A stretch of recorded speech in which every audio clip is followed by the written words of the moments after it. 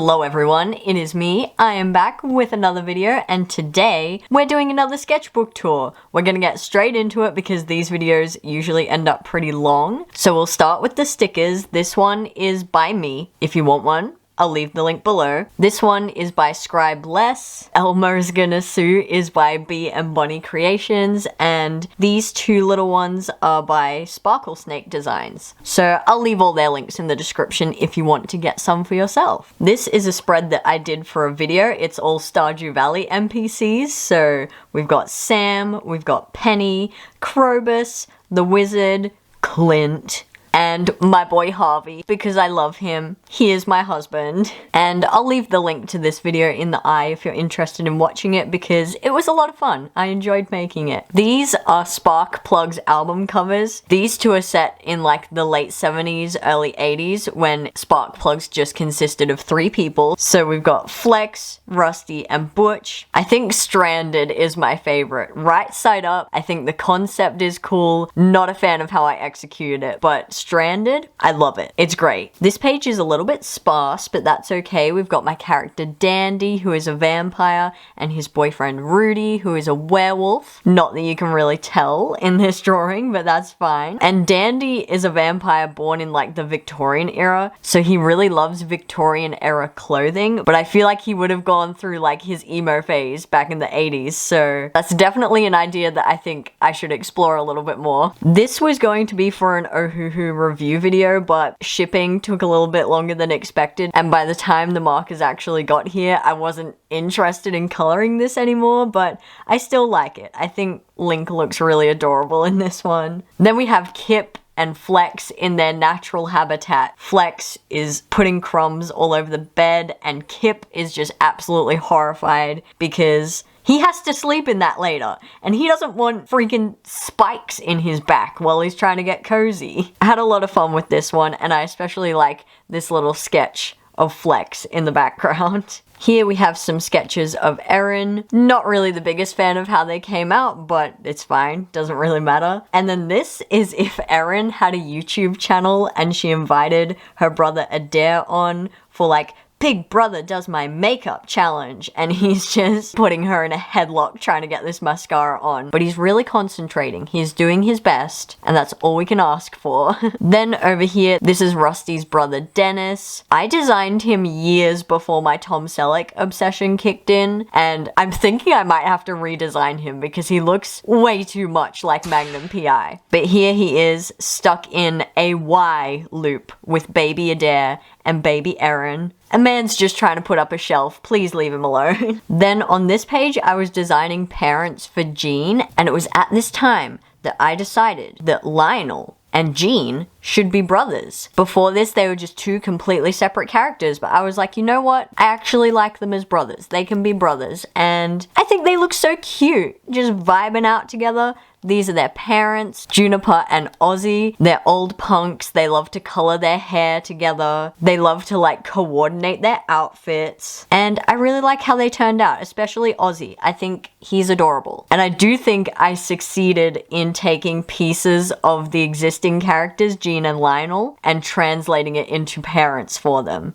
so that their facial features make sense. I don't know. You be the judge. Then this is more Juniper and Ozzy and Jean and Lionel when they're little babies. They're all wearing these little devil hoodies. I think they look adorable. Over here we have Juniper in her tall stompers, Ozzy in his big old 90s clothes, and because Ozzy is the chef at the local pub, I wanted to draw him in his chef pants with his combat boots on because I think it's a great fit. And then over here is a sketch that I never finished of Ozzy eating a sandwich in his pajamas, followed by Jean and Lionel doing the exact same thing. This page I love so much because I kind of risked it. I did like a lineless style in the background and it came together. I think it looks really cute. This is my character Chester and Archie's mum Claire, and they're just enjoying a moment together in the garden, and I think it's adorable. And I like to draw my characters at different times in their lives, so we have Chester from 1995, and I was also also curious as to what hearing aids would have looked like throughout Chester's life, and I found out they've come a long way. So here he is with his first sunflower with these old-fashioned hearing aids, and I think he looks so cute. And I love him so much. Then over here we have Chester and Julie with those little snapdragon things. Snapdragons are so hard to draw, but I think I did a decent job with like 70% of them. And then just a couple of sketches of Archie to fill in the rest of the page. Here I was still well and truly freaking neck deep in my Stardew Valley obsession. I still love Stardew Valley, but I've been playing a lot more Tears of the Kingdom at the moment. So we have me as a farmer holding a void chicken, aka one of my real chickens, because both my chickens look like that. We have a sketch of the farmhouse, a couple of random sketches just to fill in the page. This one of Harvey putting on sunscreen. This one of Shane went freaking crazy on Tumblr. Like, I posted it like back in December and I'm still getting notifications of people reblogging it. So there must be a lot of Shane fans out there and I don't blame them. I love Shane too. Then up here, I was just drawing all of Harvey's favorite things because I am a Harvey simp. Honestly, not the biggest fan of anything on this spread. I think if I remember correctly, I was having a bit of art block at this time, so everything was just kind of turning out meh. And I really hate this one of Adair. It looks nothing like him and it really bothers me. I don't know why. We're just gonna move on. Over here, I was designing a new character called Lady Rain, based off the song by Daryl Hall and John Oates. Let me look it up real quick. This one. It's a really good song. I was obsessed with it for a long time. I kind of listened to it way too much, and now I can't stand it, but good song. And it inspired me to create a character for the Freak Show who can control the rain.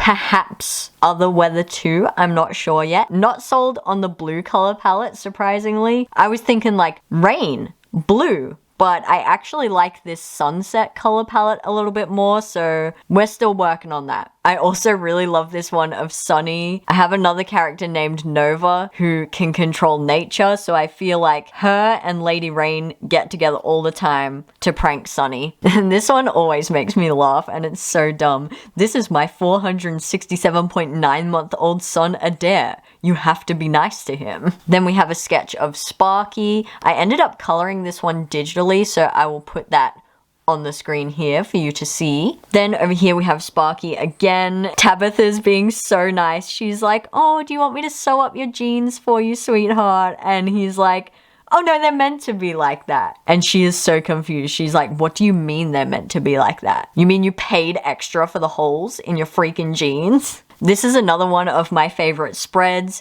We have Adair in the Pirate AU. I feel like no one else cares about the Pirate AU whenever I post about it, but I love the Pirate AU, y'all. I will never stop drawing the Pirate AU because Adair in the actual story, he's so soft and timid and sweet, and he's the complete opposite in the Pirate AU. He is such a mean old pirate, stuck in his ways, but then Emilio comes along and he's like, what is this warm feeling in my heart? Am I dying? Like, what is going on? And then this is where I made my character Armoon for the Freak Show. He is an ancient pharaoh who got sealed up in a sarcophagus but never actually died. So the folks at the Freak Show kind of just walk into an antique shop one day, buy this sarcophagus, and then realize, hey, why do we hear shuffling in there? Like, what's going on? And turns out Armoon was in there and he was just too socially awkward to come out. He gets along really well with Rani, who unfortunately has to be the one to tell him that it does not get warm in England where he is currently. And then under here, I just wrote down some of the important symbols that are on Armoon's sarcophagus because I put so much time and research into this drawing because they didn't just throw together sarcophagi for pharaohs. A lot of thought went into them. So I didn't want to forget any of the symbols that I put into here because that would suck.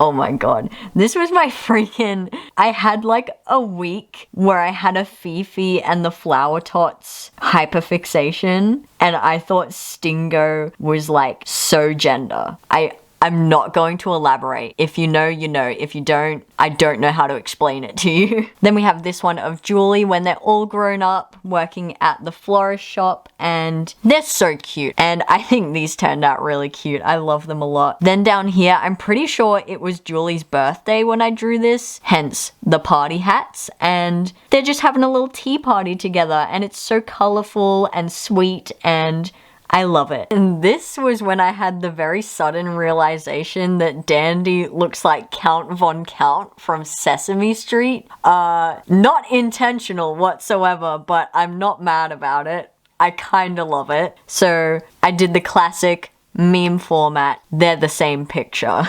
Up here we have the Big Teeth Society. This one down here I ended up turning into like a digital piece because I really liked the sketch. I didn't want to ruin it. This one, I like the colors in it. Not really sure if I'm sold on the face, but overall it's cute. I like it. And then over here we have Rudy in his comfy werewolf attire, because when you're covered in fur and you grow a tail, you just want to wear something comfy. Over here we have Archie showing off his abs, because I feel like it's easy to forget that this man is absolutely ripped. And I actually really like how this turned out.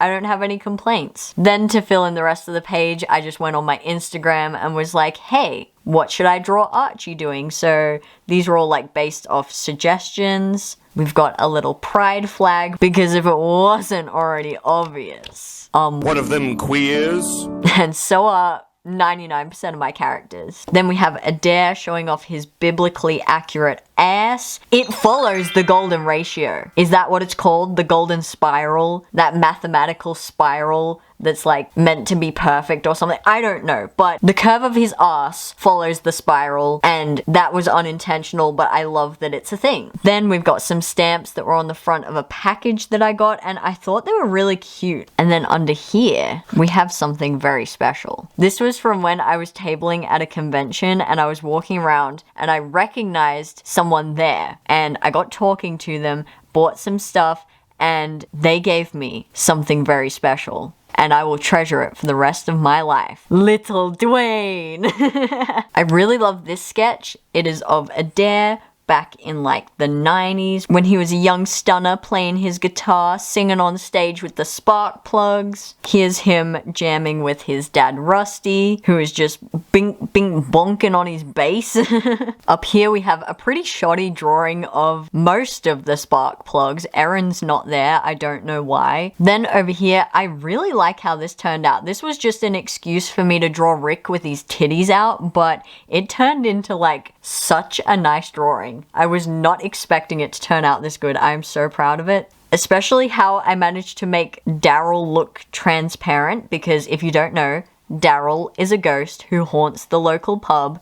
Rick is the owner of that pub, and he lives upstairs, so they just hang out together all the time, and yeah, I'm really proud of this one. This page on the right is also a video on my channel, so I will link that in the eye. This is my character Dandy. This is meant to be him like before he was transformed into a vampire and after, and then once that video was posted, I kind of felt like I wanted to add more, so I don't like this page as much, but I do like that I designed parents for Dandy, because he needed parents. I have his whole story planned out in my head. It may never see the light of day, but his parents are integral to that story. They're very loving, they're very supportive of him being trans and a vampire. At this point, they're like, you know what, it's 1870. We live in the middle of nowhere, and we've seen it all, and honestly, it doesn't scare us. They're very sweet. I love them very much, and I like how these two drawings turned out. This is when I finally decided to design some tattoos for Flex. I've been wanting to give him tattoos for years, and I just could not be bothered, especially because he's not the sort of person to plan out sleeves of tattoos. He would just get little ones dotted all over the place. So all things considered, I think this turned out really cute, and I love them, and I think they suit him really well. Freaking criminal the way he is holding that cereal bowl, but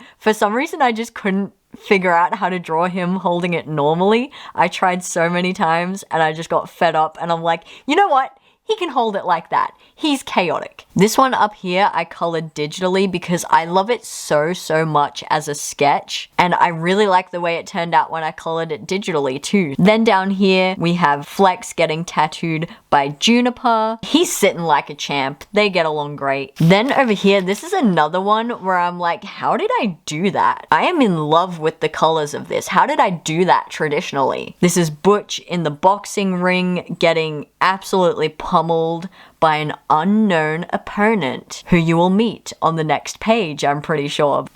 I was right! It's Lola. We love Lola. They are the pub security guard at the pub that Rick owns. Over here, they are a human jungle gym for all of the kids at the freaking pub. I really like the pattern that I did on this dress. I think it looks so cute, and it was really easy to do. Then over here, we have Geraldine, Flex's cat, wearing a nice knitted jumper because Flex knits. He knits jumpers for Kip all the time, and whenever there's leftover wool, Geraldine gets a little matching one, so I think that's very cute. Then over here we have Emilio's Bubba Yahan. He's just vibing out with his pina colada. I don't know how to say it. I'm sorry if I just butchered it. Then we have this one of Emilio. Not sure if I'm sold on the way that it came out, but it was fun. And then this comic I absolutely love. This is a canon event. This is when Emilio and Nusha were like 5 and 6. Bubba is sleeping very peacefully on the couch, minding his own business, when all of a sudden he feels something on his chest. He's like, huh? What's going on? But before he has time to come to his senses, his kids freaking rip his chest hair off with a piece of duct tape. They think it's hilarious. They think it's great fun. My man is traumatized. He is never gonna sleep in this house again. And this, this was the day that I accepted that I had a Tom Selleck hyperfixation, and I made the connection. Tom Selleck has a mustache. Harvey from Stardew Valley has a mustache. Maybe, just maybe, the two are connected. And that's why I'm so obsessed with both of them. Who knows? This one was the first one that I drew. I really like it. I had a lot of fun. And then I decided to fill the rest of the page with Tom Selleck. And I just feel like the more I drew him, the more I lost his likeness. So this one remains my favorite on the page. Believe it or not, this page is also because of my Tom Selleck hyperfixation. He was in a movie called Quigley Down Under, and it's sort of a cowboy movie, sort of not. It's really good. I highly recommend it. So because it was very cowboy themed, I all of a sudden became obsessed with cowboys, and I couldn't help myself. I had to draw a Darren Emilio in a cowboy AU because look at how good they look. They're gorgeous, especially Emilio. He is rocking the gay cowboy look, and I love it for him, and I want to draw more of it. This page, oh my god, it took me like a week and a half to finish this. For some reason, I was hell-bent on drawing all of my Freak Show characters in one drawing, and I thought, I don't have that many Freak Show characters. This will be easy. Turns out I have a lot more than I thought I did. We have Medusa, Shrimp the acrobat, Darlene the strong woman, Felix, he's like the ringmaster, the owner of the freak show, the glue that holds it all together. Sonny, he has fire powers, Ernie the invisible man, Doris the chicken, Skelly, Shelly, and Patrice. Molly, she is the chef who also happens to have 4 arms. Bertha, she is kind of like the co-founder of the freak show. Her and Felix escaped a previous freak show together and started this one. She also loves making clothes, so she's responsible for making everyone's costumes and just day-to-day outfits, which she absolutely loves. Then we have Lady Rain in the background. Nova, she has nature powers. Klaus, he was born with no skin. Keone is the resident psychic. Then we have bits and pieces of Vinny. He's kind of like a Frankenstein's monster type deal that they dug up one day by accident. We have Gladys, the bearded lady. Moon, who you met earlier. Rani has telekinesis. Florence joined the freak show pretty early on, so she's done multiple different things throughout her time, but now she's mostly responsible for everyone's makeup when it's time to perform. And then last but not least, we have Headless Ned, who is just a guy. He's just a little guy who lost his head. Even he doesn't know how. but he's here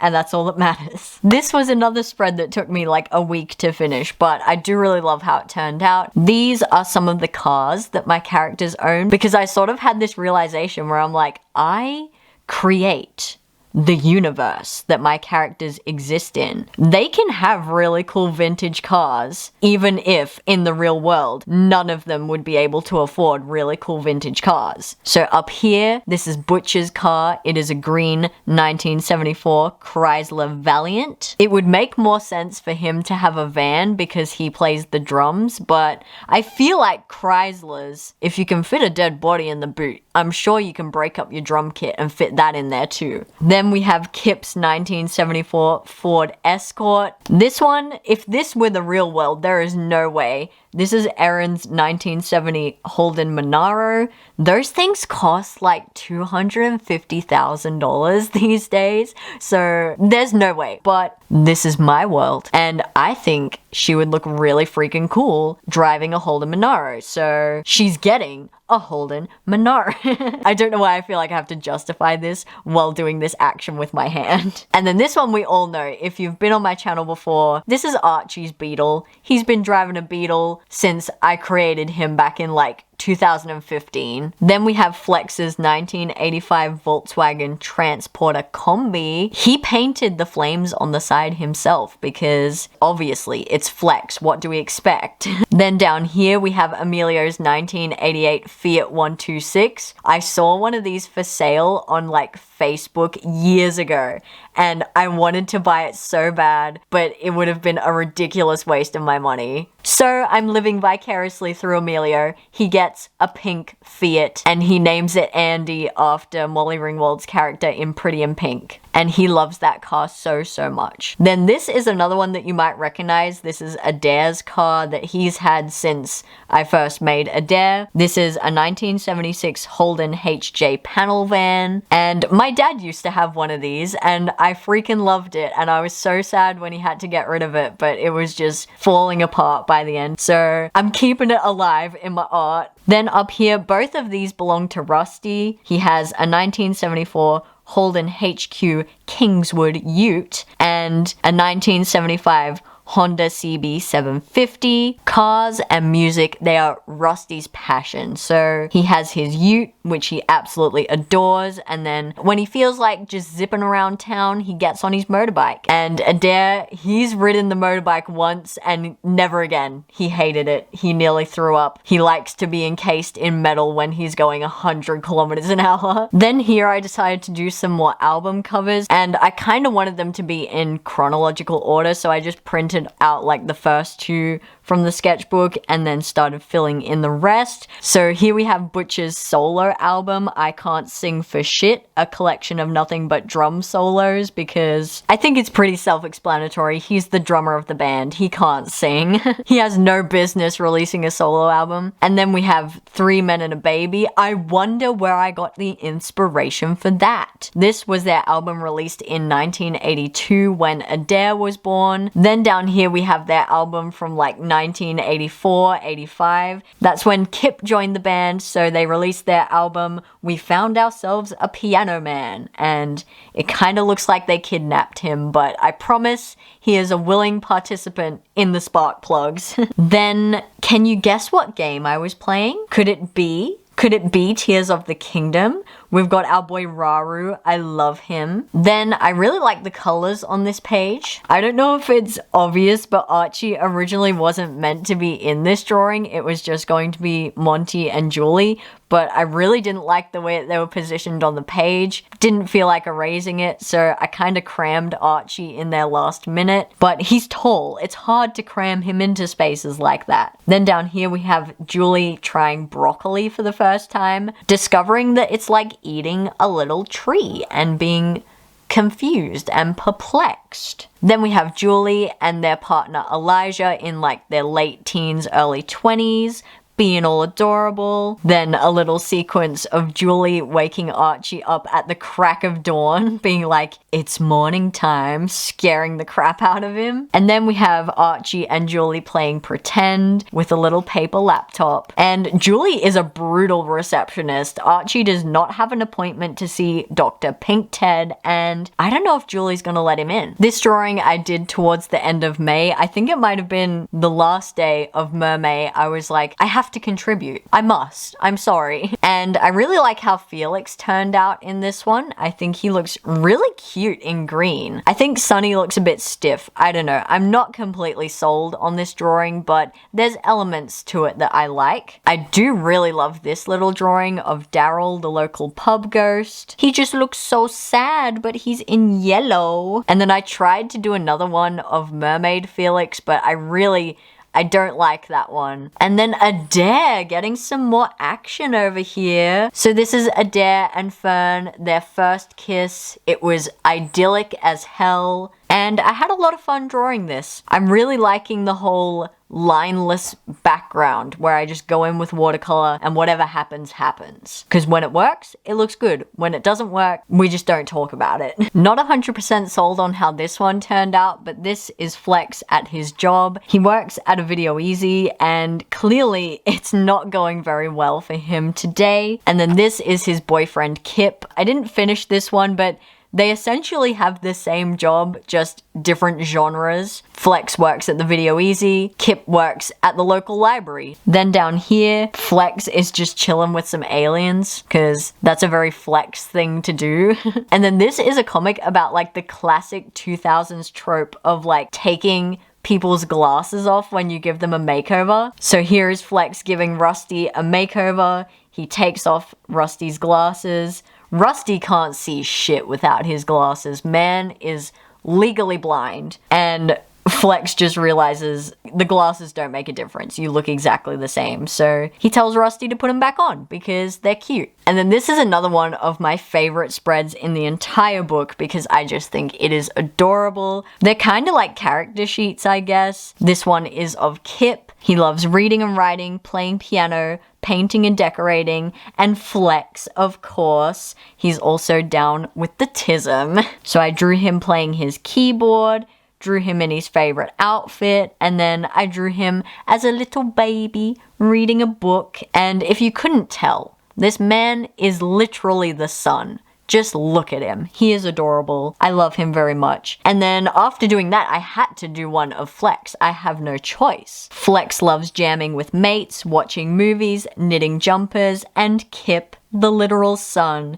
He is also the proud owner of a single brain cell, and he's very purple, very moody. This is him in his favorite outfit with his guitar. Here he is jamming and singing, doing his thing, and this is him as a kid. He was absolutely feral, and honestly, still is. Not much has changed. And I love that they're like the sun and the moon. I think it fits them very well. And then here I was designing another character. This is Candace. She is Lola's girlfriend, and I absolutely love her. Candace is a carpenter. She loves all things pink, but if you cross her, she will knock your lights out. So stay on her good side. I really want to draw her and Lola's house next because Lola loves boxing, but one of Lola's outlets is pottery. So I feel like their whole house would just be filled with like all of this custom furniture that Candace built with a bunch of like colorful wonky pottery all over the place, and I think it would be so freaking cute. And then I honestly didn't know what to do to fill in this space, so I just drew some jars of jam and I stuck it in there and called it a day. And then under here there is a little secret.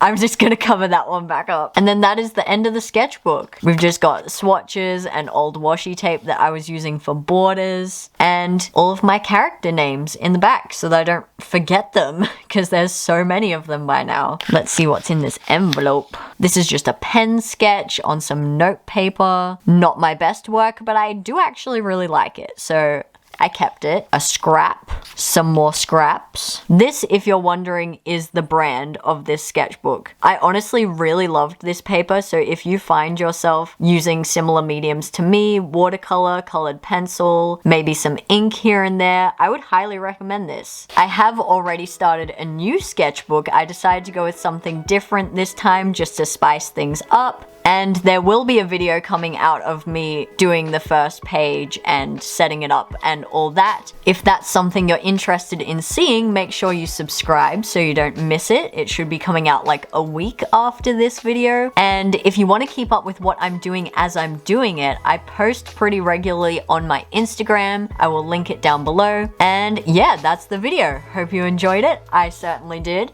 Don't forget to like, subscribe, and comment, and I'll see you in the next video. Bye!